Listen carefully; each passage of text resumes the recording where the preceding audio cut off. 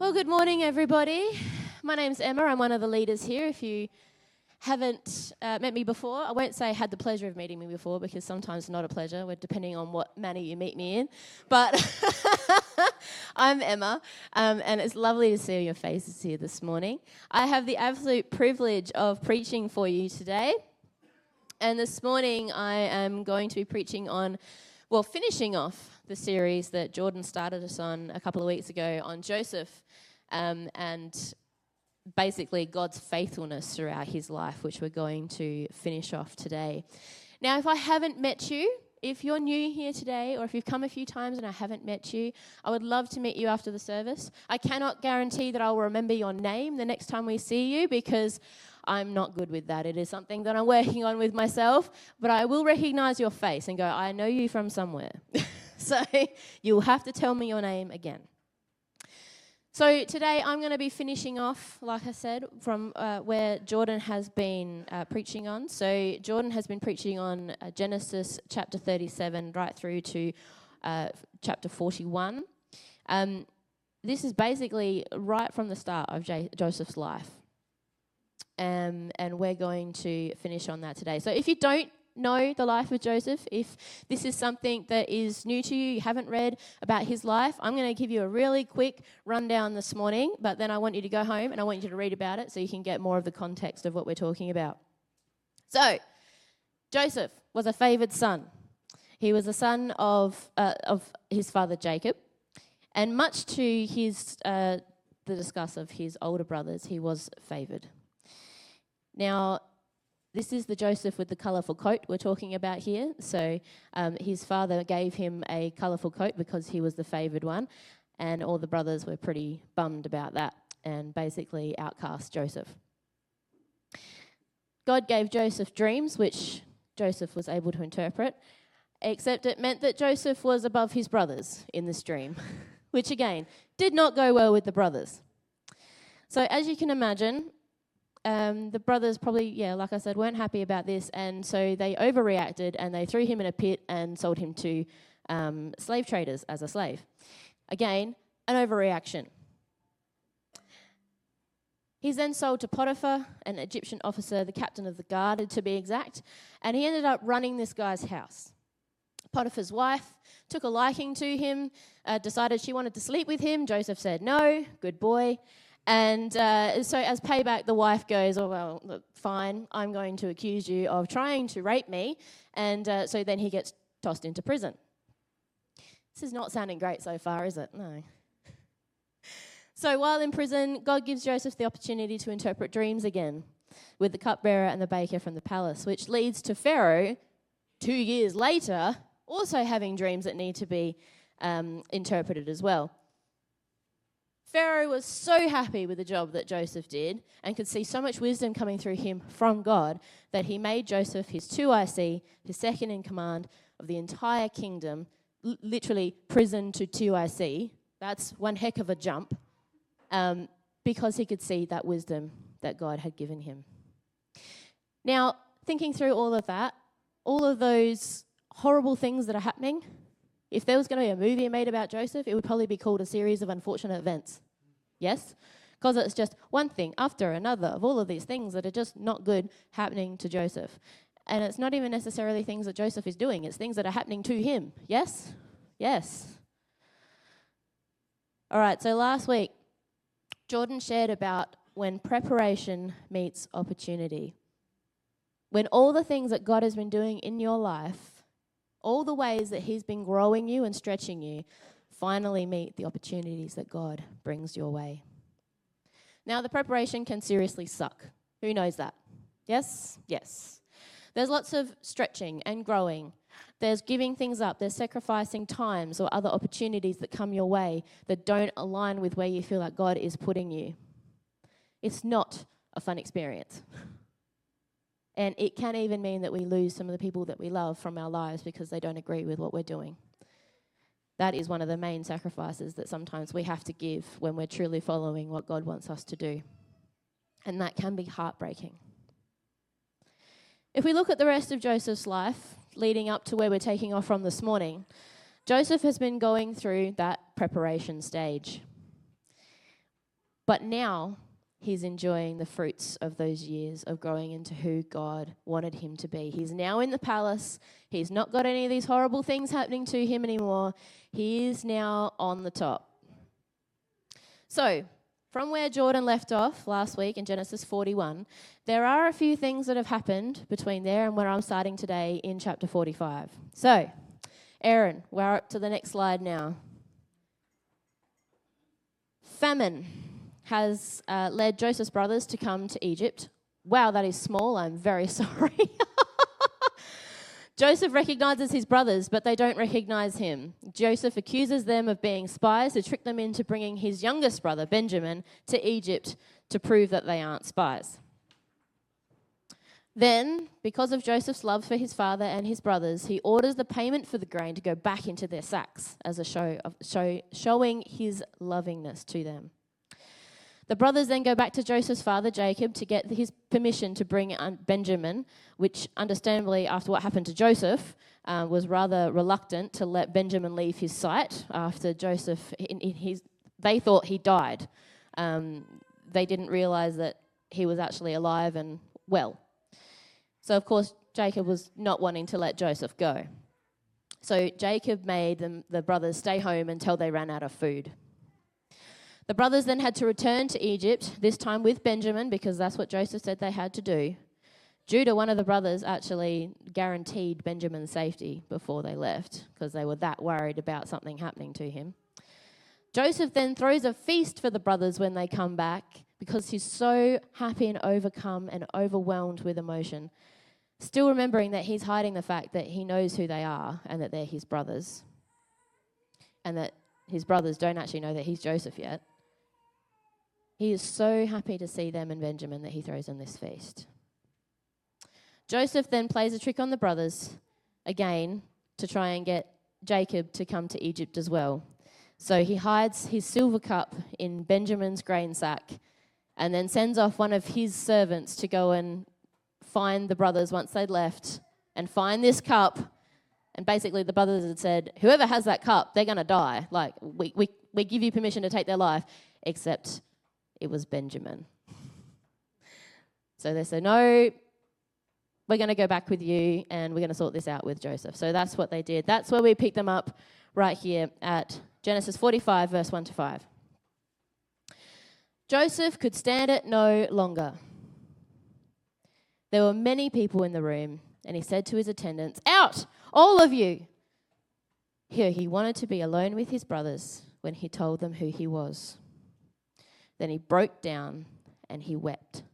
He wept so loudly that the Egyptians could hear him out of the room, somewhere else, and word of it quickly spread to Pharaoh's palace. I am Joseph, he says to his brothers. Is my father still alive? But his brothers were speechless. They were stunned to realize that Joseph was standing right there in front of them. Please come closer, he said to them. So they came closer. And he said again, I am your brother Joseph, whom you sold into slavery in Egypt. But don't be upset. Don't be angry with yourselves for selling me to this place.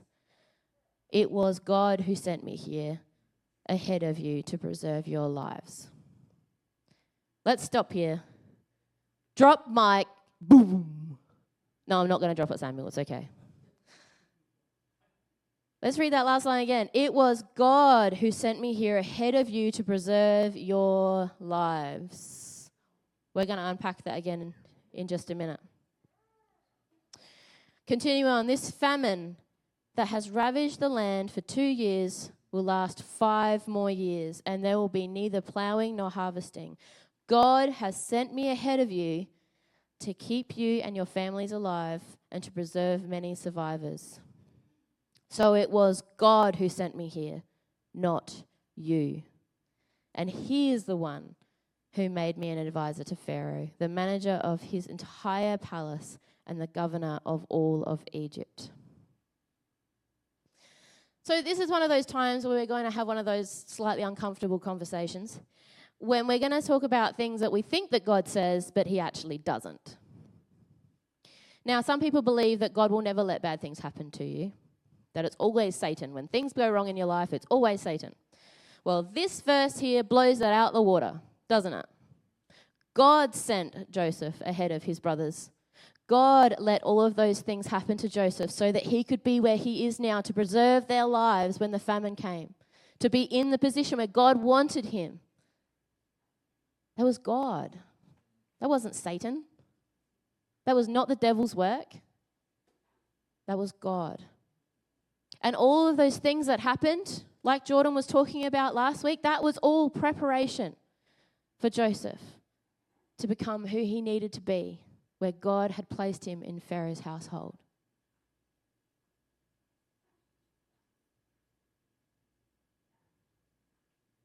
Now, like Greg Murray was just talking about in that video, sometimes we create different rules and different phrases that we think is in the Bible, but they're actually not. And they can be really deceptive. They can be really harmful. One that is really harmful is, God will never give me more than I can handle. That's pure fiction. That is not in the Bible anywhere. Nowhere. And you know what? When you're going through a really hard time and you cannot cope and you go, God will never give me more than I can handle, but it is more than you can handle, you know what? That's purposeful. God gives us more than we can handle because we're not supposed to handle it on our own. We're supposed to handle it with God.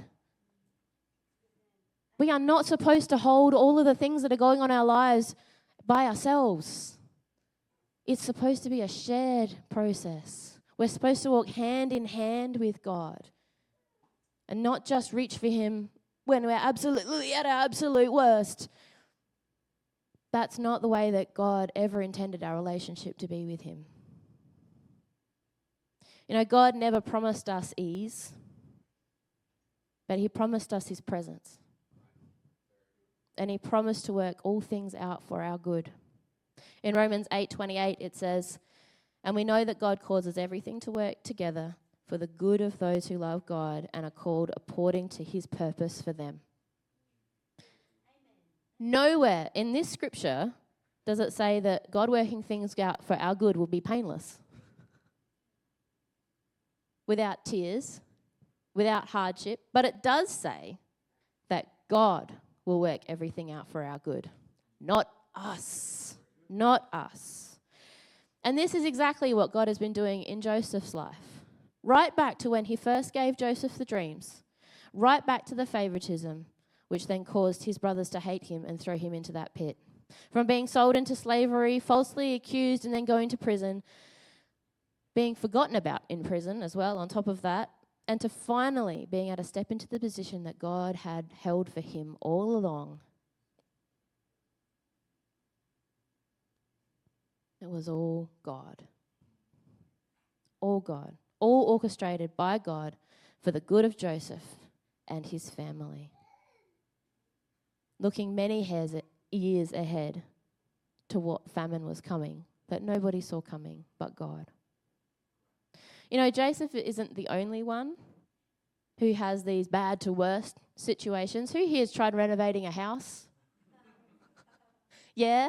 There's a lot of giggling in the room, and I'm assuming that's because you know that when you start renovating, you get more and more and more problems, yes? We decide, okay, let's replaster this wall. We take the old plaster off. Oh, my goodness, there's white ants that have been in here. We need to get all of the support beams out. My parents had that. Multiple times, I'm pretty sure. You know, even just doing something simple like painting a room. You paint the room, you step back and go, I hate that colour. That's Jason's parents.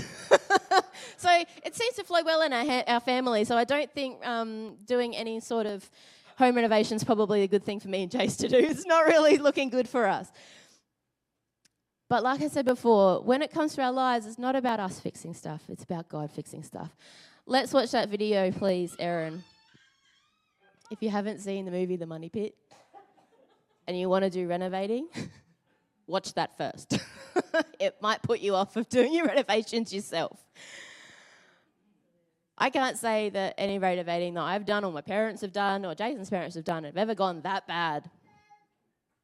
But I'm sure that even with all of the horrible things that were happening to Joseph, all the things that were going wrong here, there, and everywhere, leading from one thing to the next, like in that video, God was still faithful to Joseph. We see God's protection over Joseph as he's sold into slavery instead of being killed. We see God's provision and favor over Joseph being sold to Potiphar, and the skills that Potiphar saw in Joseph, seeing that the Lord was with him. Even when Joseph was falsely accused and put into prison, we see God's faithfulness when he's seen by the warden of the prison as special and given authority over the prisoners. And finally, Joseph is given his chance to use his gift interpreting dreams, thanks to the Lord, with the cupbearer and the baker, leading 2 years later to being in Pharaoh's palace. There's some pretty horrible things that happened to Joseph. And it's certainly not how Joseph would have planned his life to be, I'm sure. But we can all see through all of these bad situations how God was still faithful to Joseph, still protecting him, still providing for his needs, and still pushing him towards his future to be able to save his family. This very same family, the very same brothers that sold him into slavery. The power of reconciliation and forgiveness is what we're talking about today. Now we're going to read chapter 45 through 9 to 15. Now hurry back to my father and tell him, this is what your son Joseph says. God has made me master over the land of Egypt. So come down to me immediately. You can live in the region of Goshen, where you can be near to me with all your children and grandchildren, your flocks and your herds, and everything you own. I will take care of you there, for there is still 5 years of famine ahead of us. Otherwise, your household and all your animals will starve. Then Joseph added, look, you can see for yourselves, and so can my brother Benjamin, that I am really Joseph. Go tell my father of my honored position here in Egypt. Describe for him everything you have seen, and then bring my father back here quickly. Weeping with joy, he embraced Benjamin, and Benjamin did the same. Joseph then kissed each of his brothers and wept over them, and after that they began talking freely with him. Who has hurt you? What things have happened in your life where you feel that you've been wronged? Or situations where things have just gone from bad to worse, like Joseph, like the pool renovators, and probably people that you've loved, have let you down or forgotten about you. There's something really powerful happening in these scriptures that we've been reading this morning. Forgiveness and reconciliation.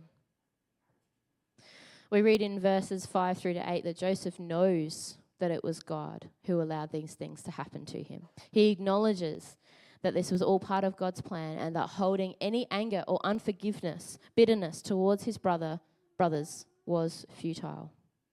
Because even though they did treat him badly, that they did ultimately sell him into slavery, that it was all part of God's plan. This is the powerful part. Because not only does Joseph show kindness stemming from his forgiveness towards his brothers in chapters 42 to 44, without them knowing who he is, he offers them reconciliation. Now, what exactly is reconciliation? It's a long word, and I'm sure not everybody in this room fully understands what reconciliation is. Reconciliation is restoring a broken relationship through mutual effort. Reconciliation isn't just something you can do one-sided. It's a mutual effort. It has to come from both parties. You cannot also restore a relationship without forgiveness coming first. Or you're going to keep peddling the same problem over and over and over again. It's going to keep coming back to haunt you unless there is forgiveness there before you try to reconcile. Now, we don't get to see the brother's side of the reconciliation here. We just get to see Joseph's. But firstly, Joseph gives them that grain that originally came for in chapter 42, sending them home with the 4 packs of grain as well as their money. Then he gives them land in Goshen so that they can be close to him. And then we see the physical and emotional reconciliation when Joseph does finally tell his brothers who he is in verse 3, crying loudly, so loudly, in fact, the Egyptians could hear him. Now, that's not a light sob. You know, sometimes when we get emotional, it can just be a few tears and a little bit sort of thing. This is not what we're talking about here. We're talking about full-on crying. We're talking about full-on emotional outburst. And then there's that beautiful embrace between Joseph and his brother Benjamin in verse 14. So those people, those situations that I asked you to think about, the people that have hurt you, the areas in your life where reconciliation may be needed, do you need reconciliation? Has there been forgiveness? Or is there still something that you're carrying in here that you carry around every day that you don't think about, but it just sits there? And every now and again, you think about it when you go to a certain place, or you hear a certain song, or you hear a certain person's name, and there's that little niggle still sitting there. I know I have them. You may not notice it every day. It's just occasionally. Your forgiveness isn't a one-time thing. It's something that we need to keep praying over and doing because our hearts are human. And we have really good memories, don't we? We like to keep remembering the hurts that people have done to us. You know, that's like drinking poison because it doesn't actually hurt the person that you're thinking about. It hurts you. It hurts you. And that's not what God wants for us.